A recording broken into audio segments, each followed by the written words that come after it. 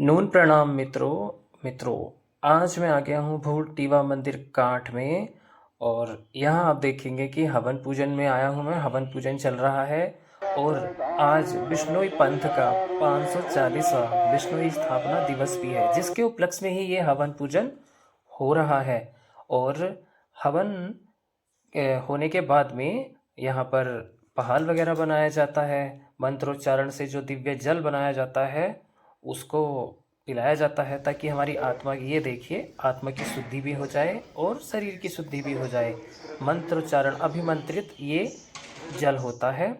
और अभी दोस्तों आप देखेंगे कि समाज के गणमान्य व्यक्तियों का स्वागत किया जा रहा है और जो हमारे बिश्नोई पंथ के संत हैं उनका स्वागत किया जा रहा है। और अभी आप देखेंगे कि जो गणमान्य व्यक्ति हैं उनका कुछ उद्बोधन भी आप अभी सुनेंगे। समाज के स्थापना दिवस पर हम कार्यक्रम कर रहे हैं और इस कार्यक्रम के हमारे विभिन्न एजेंडे हो सकते हैं, लेकिन मेरे विचार में इसका जो एजेंडा है वो जरा थोड़ा सा विस्तारित होना चाहिए। बहुत संक्षेप में आपने कहा है।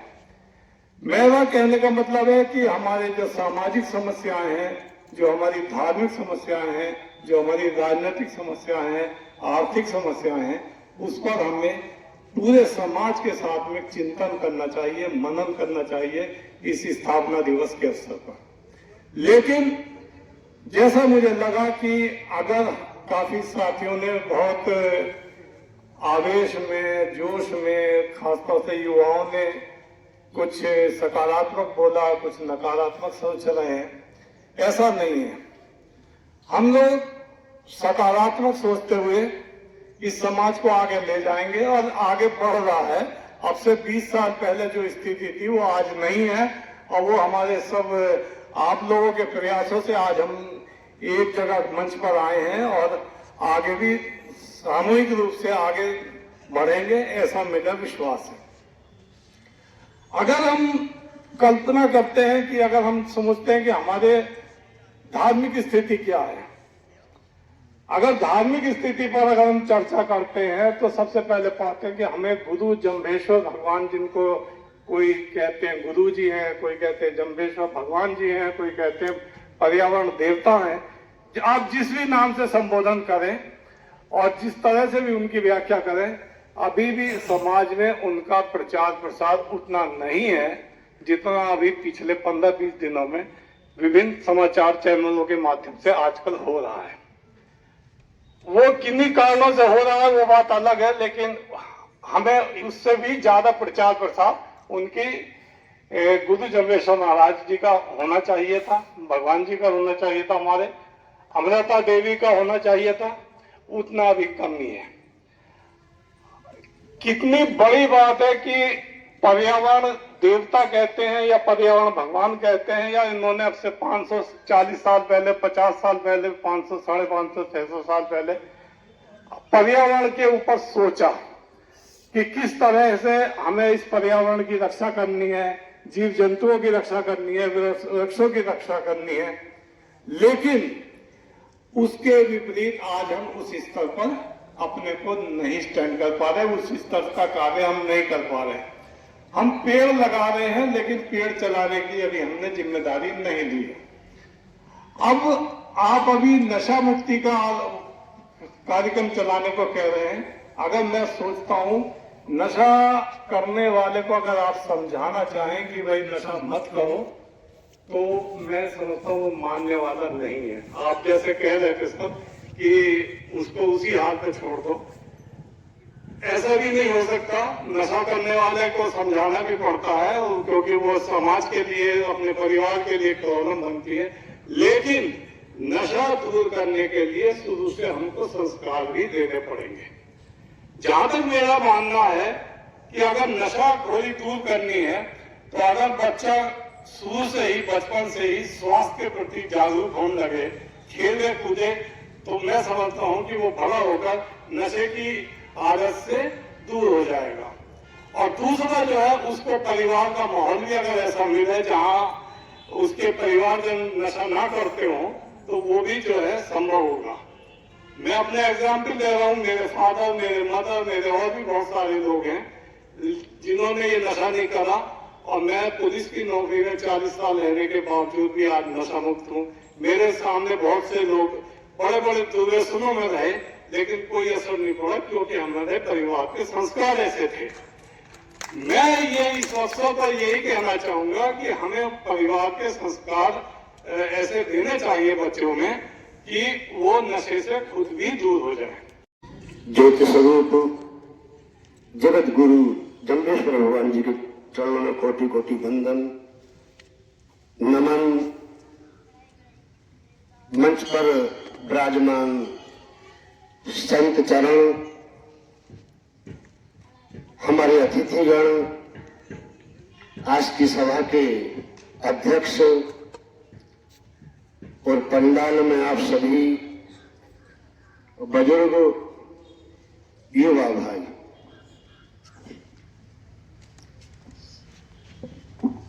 बड़ा अच्छा ये मंच और मंच को सजाने वालों, उनके लिए बहुत बहुत धन्यवाद। उन्होंने मंच को सजाया, हम सबको आपको यहां बुलाया। कहीं ना कहीं वो हम सबके आदर के सूचक हैं, क्योंकि उन्होंने हमें यह अवसर दिया। हमारे 29 नियम हैं, जिनमें 15 नियम हैं और 14 यम है। यम और नियम दोनों मिलाकर 29 बैठते हैं।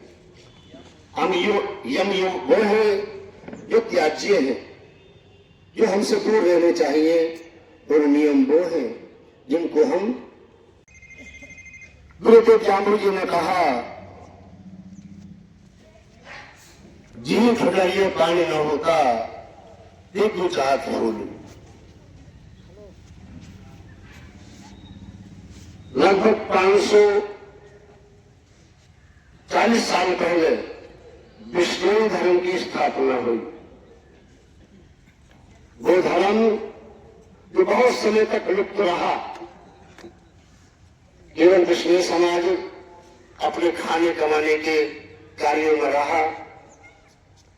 कोई अधिकारी आए भी, जो लोग बहुत सोशल वर्क क्या करते थे, घूमते थे, उनको पता हुआ करता था कि हमारे समाज में ऐसी ऐसी महान हस्तियां हैं। लेकिन आज सभी के पास मोबाइल है, और हमारे देश में विदेश में कहीं भी कोई बात होती है, या हमारे समाज का कोई बंदा अधिकारी बनता है, बिजनेस करता है, तो उसकी डिटेल आप सबके पास होती है। ऐसा नहीं है कि समाज में प्रतिभाओं की कमी है, ऐसा नहीं है समाज में नेताओं की कमी है, ऐसा नहीं है कि समाज में जो व्यापारी मंडल है, जो व्यापार करते हैं, उनकी कमी है। अगर आपको मैं सकारात्मक बात बतलाऊं तो छोटा समाज है, केवल 70 लाख की जिसकी जनसंख्या है भारत के अंदर।